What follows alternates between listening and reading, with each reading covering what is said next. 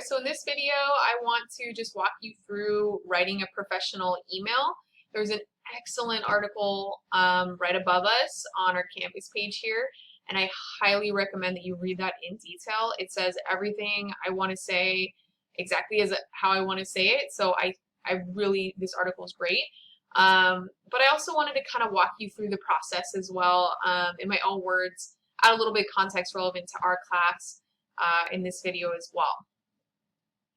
So first we want to talk about why it's so important that you send an effective email to your instructors. Really, this whole unit is about getting what you need, right? How do you get an instructor to do something that you want that maybe the instructor would be reluctant to do, okay? And the way that you can do that is using your practical intelligence. Writing an effective email is using practical intelligence. It's using rhetorical appeals. It's using all the things that we've been talking about in order to get an instructor to do what you want. If you send an email that's just super casual, like, what's the homework? I'm still going to respond. I for sure am still going to respond, but I'm maybe going to be like, when I respond, right?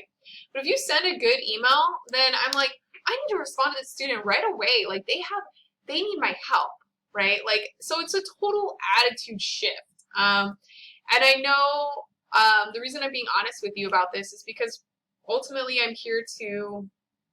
my goal here is to kind of draw back that curtain and tell you like the insider knowledge, right? So I have insider knowledge as a professor, and I know my attitudes and expectations reflect those of other professors. So when you're emailing your professor, you don't want your professor to start with a groan, right? You want your professor to be like, I need to help them, right? All professors sign up to be helpful, but you got to kind of like entice that out of us, right? So you want to start with something professional, like, hi, professor. Using that title professor definitely play to your ego, right? Oh yeah, I am important. I am a professor, right? Like, play to the instructor's ego. Don't misspell their name. Just don't, right? Like, my name is not Michelle. It's Mitchell.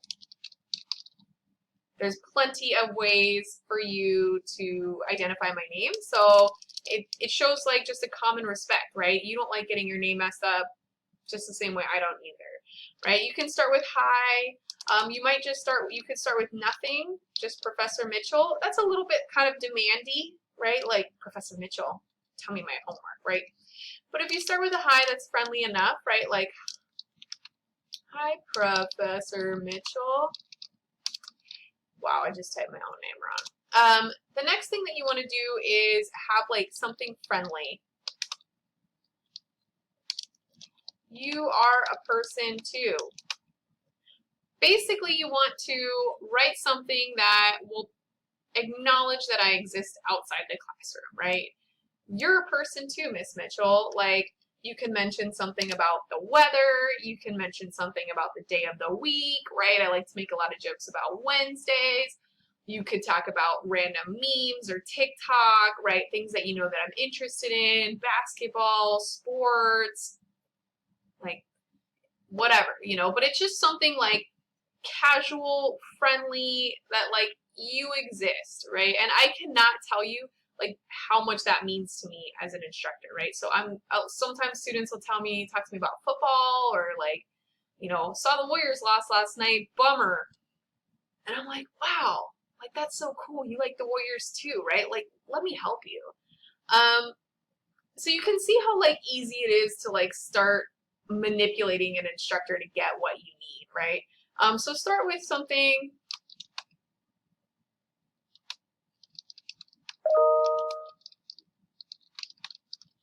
It could be generic. It's hot outside. Hope you're surviving the heat. It could be generic, but like something personal, right? And then the next thing that you want to do is establish your ethos.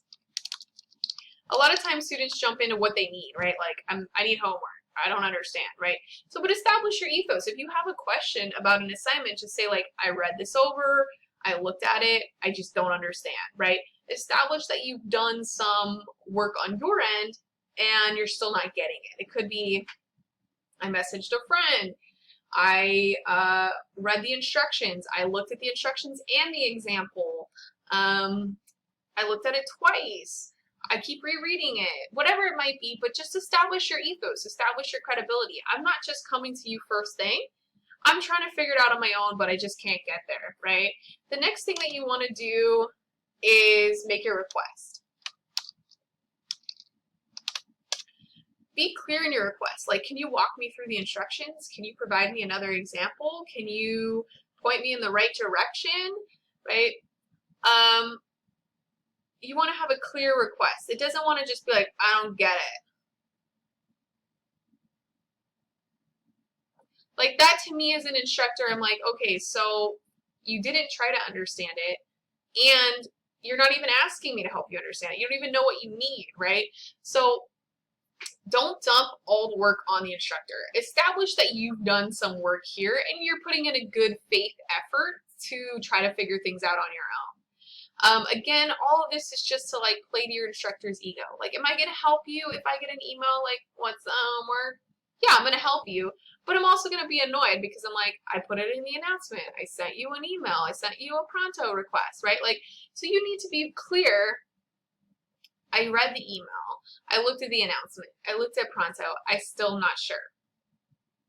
That's going to make me be like, oh, wow, I really messed that up. I got to help this person, right? And then the final step would be like,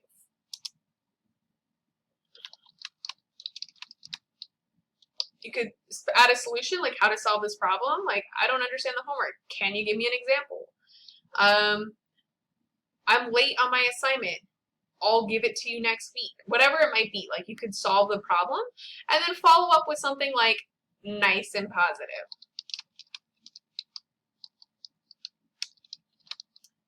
That's showing gratitude, right? Like, I really appreciate your time. Sorry to bother you with this. I appreciate you getting back to me. Like, thanks for taking a moment. Whatever it might be, but something positive and nice, and then your sign off, which should just be like your name.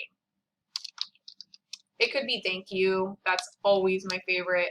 I cannot tell you, like, I'm always like, thanks in advance, right? Like, the more you write thanks, the more, again, likely someone's like, oh, I'm doing you a favor, right? Like, I'm doing you a favor, so you're already thankful. That's good to know. So again, really what I want to capture here is not that an instructor isn't going to help you if you send a different type of email. They definitely will help you, but you're not going to get the same kind of response, right? And ultimately, right, if we're talking about getting what you need from an instructor long term, you want to be crafting this persona of you as a student, right? Like, maybe you don't have anything together in your life and like, oh my gosh, things are falling down around you. But if you're sending these properly formatted emails and you're like doing your work, right, your instructor is going to think, oh, the student's got it together, right? Because I don't know you outside the classroom. And presenting this kind of like persona of yourself as like the good student, you're going to get more what you need, right? The instructor is going to be more willing to make exceptions for you, to accommodate you, to help you, and especially down the road, right? Let's say like a couple years down the road, you need a letter of recommendation. Well, if you're sending your all the emails to your instructor like, can you help me with the homework? They're gonna be like, nah, I don't think that's a good fit. But if you're like really proper professional, you've crafted this persona of like a put together student, then they're going to be willing to help you, right? And so for all, this whole unit is about getting instructors to help you with what you need. This is one element that has like a high impact, right? This is like high yield information where it's something small on your part, but it makes a huge difference kind of like long term in your success, and especially in your success in a course. So I definitely recommend just kind of sticking with this strategy and like implementing it because I think it could have a huge impact, again, on your success.